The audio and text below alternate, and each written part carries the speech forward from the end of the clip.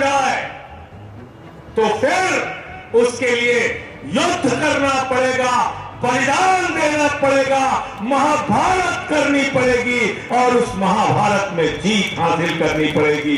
उसके लिए तैयार हो जाओ, ये कहना चाहता हूं। कहा भाजपाइयों, तुम्हारी पार्टी का नाम भारतीय जनता पार्टी नहीं, भारतीय झगड़ा पार्टी है, झगड़ा पार्टी। जिंदाबाद जिंदाबाद। अरे हनुमान चालीसा पढ़ना है तो बजरंग बली के मंदिर में जाओ, और रामचरितमानस का पाठ करना है तो मस्जिद में नहीं, भगवान श्री राम के मंदिर में जाओ। भगवान ने ये कहा है आपसे। साथियों और दोस्तों, ये यात्रा क्यों निकाली हमने, और ये चौथे चरण की यात्रा है। याद रखना, लड़ाई अभी खत्म नहीं हुई है। भगवान श्री कृष्ण की नगरी से ऐलान कर रहा हूं कि ये धर्म युद्ध है अधर्म के खिलाफ, और ये जारी रहेगा जब तक ये अधर्म खत्म नहीं होता। क्योंकि भगवान श्री कृष्ण का संदेश है कि अगर आपका अधिकार छीना जाए, आपका हक मारा जाए, तो फिर उसके लिए युद्ध करना पड़ेगा, बलिदान देना पड़ेगा, महाभारत करनी पड़ेगी और उस महाभारत में जीत हासिल करनी पड़ेगी। उसके लिए तैयार हो जाओ, ये कहना चाहता हूं। क्यों हुई थी महाभारत? महाभारत इसलिए हुई थी कि पांडवों ने कौरवों से कहा 5 गांव दे दो, गुजारा कर लेंगे। लेकिन कौरवों ने अपने अहंकार में कहा सुई के नोक के बराबर भी जमीन नहीं दूंगा। और भगवान श्री कृष्ण ने पांडवों के साथ मिलकर कौरवों का नाश किया। हम आप सबके साथ मिलकर जो कौरव इस देश की सत्ता पर बैठे हैं उनका नाश करेंगे। ये मैं आपसे कहने के लिए आया हूं। जिंदाबाद जिंदाबाद जिंदाबाद। आज हर वर्ग दुखी है। लोग हमसे कहते हैं रोजगार का सवाल आपने क्यों उठाया? कौन सा सवाल उठाए? ये भारतीय झगड़ा पार्टी के लोग ये तो 80-20 का सवाल खड़ा करते हैं। हिंदू को मुसलमान से लड़ाओ, हिंदू को सिख से लड़ाओ, हिंदू को ईसाई से लड़ाओ, फिर हिंदू को हिंदू से लड़ाओ, अगड़ा को पिछड़ा से लड़ाओ, अगड़ा को दलित से लड़ाओ। सारे देश में खाली लड़ाई झगड़ा, जाट को गैर जाट से लड़ाओ, मराठा को गैर मराठा से लड़ाओ। तो मैंने भाजपाइयों से कहा, भाजपाइयों, तुम्हारी पार्टी का नाम भारतीय जनता पार्टी नहीं, भारतीय झगड़ा पार्टी है, झगड़ा पार्टी। जिंदाबाद जिंदाबाद जिंदाबाद। और इन्होंने कुछ गुंडे पाल रखे, वो हंगामा करने चले आते हैं। कभी होटल में घुस के किसी को मार रहे हैं, कभी पार्क में घुस के किसी को मार रहे हैं, कभी चर्च के सामने हनुमान चालीसा पढ़ रहे हैं, कभी मस्जिद के सामने रामचरितमानस का पाठ कर रहे हैं। अरे हनुमान चालीसा पढ़ना है तो बजरंग बली के मंदिर में जाओ, और रामचरितमानस का पाठ करना है तो मस्जिद में नहीं, भगवान श्री राम के मंदिर में जाओ। भगवान ने ये कहा है आपसे। आप हमेशा नफरत की बुनियाद पे राजनीति करते हो, नफरत की बुनियाद पे वोट मांगते हो। उत्तर प्रदेश में 50,000 सरकारी स्कूल बंद हो गए मेरे दोस्तों। कौन पढ़ता है वहां पर? गरीब का बच्चा, मजदूर का बच्चा, किसान का बच्चा, दलित का बच्चा, पिछड़े का बच्चा। जो आदमी अपने बच्चे की फीस नहीं दे सकता, उसका बच्चा सरकारी स्कूल में पढ़ता है। 50,000 सरकारी स्कूल बंद हो गए। कोई हिंदू संगठन नहीं बोला जिस हिंदू का खून न खौला खून नहीं वो पानी है, अरे ये स्कूल तो खुलना चाहिए। किसी ने नहीं कहा।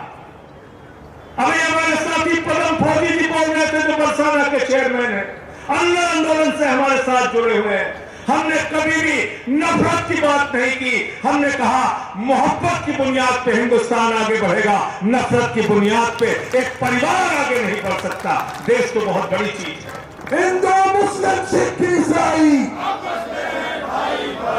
हमने गाना बजाया इस पूरी यात्रा के दौरान, तो हिंदू बनेगा न मुसलमान बनेगा, इंसान की औलाद है इंसान बनेगा।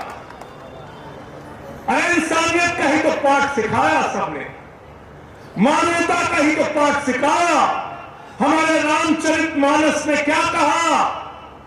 सब नर करें ही परस्पर प्रीति, सारे लोग आपस में प्यार से रहे। ये रामचरितमानस का संदेश है, ये रामचरितमानस का संदेश है।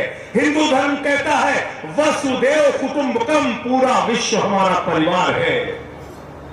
हिंदू धर्म कहता है अपने पूजा की समाप्ति के बाद प्रभु से प्रार्थना करना, धर्म की जय हो, अधर्म का नाश हो, प्राणियों में सद्भावना हो, विश्व का कल्याण हो। अरे हम वो धर्म है जो पूरे विश्व के कल्याण की कल्पना करते हैं मोदी जी।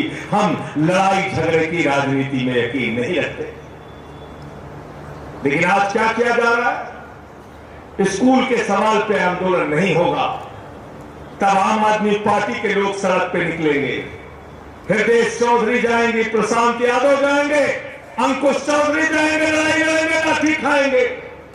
हमने लड़ाई लड़ी और हमने कहा बाबा जी सरकारी स्कूल उत्तर प्रदेश में आपको बंद नहीं करने देंगे, और सरकारी स्कूल बंद नहीं होने दिया। आम आदमी पार्टी ने लड़ाई लड़ी। हमने संजय भैया जिंदाबाद। उत्तर प्रदेश में अस्पतालों में मोमबत्ती में ऑपरेशन होता है, किसी हिंदू संगठन का खून नहीं खोलता। कोई आरएसएस वाला, विश्व हिंदू परिषद वाला, बजरंग दल वाला नहीं कहता अरे हमारे हिंदू भाइयों का यहां ज्यादातर इलाज होता है, क्यों नहीं अस्पताल ठीक करते? पानी की टंकी लगी है गांवों में, वो पानी की टंकी उद्घाटन से पहले उड़ जाती है। बंसराज दुबे ने गांव में सबको लाइव दिखाया, बोले टंकी है पानी की, 4 साल पहले बनी थी, करोड़ों रुपए निकल गया टंकी के नाम पे। मीडिया वालों ने कहा टंकी कहां है? बंसराज दुबे ने कहा टंकी हवा में। टंकी का पता नहीं, टंकी का निर्माण नहीं हुआ, पैसा निकल गया करोड़ों रुपए। सड़कें बनती है पैसा निकल जाता है, पुल बनता है पैसा निकल जाता है, स्कूल बनता है पैसा निकल जाता है, अस्पताल बनता है पैसा निकल जाता है। मौके पे ना स्कूल होता है, ना सड़क होते, ना अस्पताल होता है, ना टंकियां होती। चल रहा भ्रष्टाचार। कोई हिंदू संगठन का व्यक्ति नहीं कहता, आरएसएस वाला, बजरंग दल वाला, विश्व हिंदू परिषद वाला कि इस पर हमारा खून खोल रहा है। अभी मैंने पार्लियामेंट में तो कहा मोदी जी के सामने, आपको पता है आप अगर सोचोगे तो आपको गुस्सा आएगा, मुश्किल यह है आप सोचते नहीं, आप अपनी समस्याओं के बारे में जानते नहीं। किसान कहता है कर्जा माफ कर दो, सरकार कहती है पैसा नहीं है। नौजवान कहता है हमने अपनी पढ़ाई के लिए, इंजीनियरिंग के लिए लोन लिया था, हमारा कर्जा माफ कर दो, सरकार कहती है पैसा नहीं है। मजदूर कहता है हमने बेटी की शादी के लिए कर्ज लिया था, वो पैसा माफ कर दो, सरकार कहती है पैसा नहीं है। हम कहते हैं अस्पताल बनवा दो, स्कूल बनवा दो, सरकार कहती है पैसा नहीं है। अरे हम कहते हैं हमारे बच्चों को मिड डे मील में आप नमक रोटी खाने के लिए दे रहे हैं मोदी जी, योगी जी, सरकार कहती है पैसा नहीं है। ये पैसा गया कहां आपका? कभी पता किया आपने? अरे पैसा गया बड़े बड़े पूंजीपतियों के पास। आप जानकर हैरान हो जाओगे, नरेंद्र मोदी ने हिंदुस्तान के चंद पूंजीपतियों का 16 लाख करोड़ रुपए माफ किया है। कितना माफ किया है? ये 1000 बोल रहे हैं, इनके मुंह से लाख नहीं निकल रहा। क्योंकि ये भी हैरान है अजय भाई भी, जीरो लगाते लगाते हाथ थक जाएगा। ये भी हैरान है, कह रहे 16,000 करोड़ हो सकता है।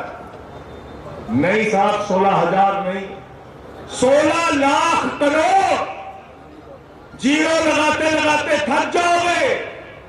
किसान का 50,000 बाकी रहता है तो आप उसको पकड़ के हवालात में डाल देते हो तहसील के अंदर, लेकिन 16 लाख करोड़ रुपए अपने दोस्तों का माफ कर दिया।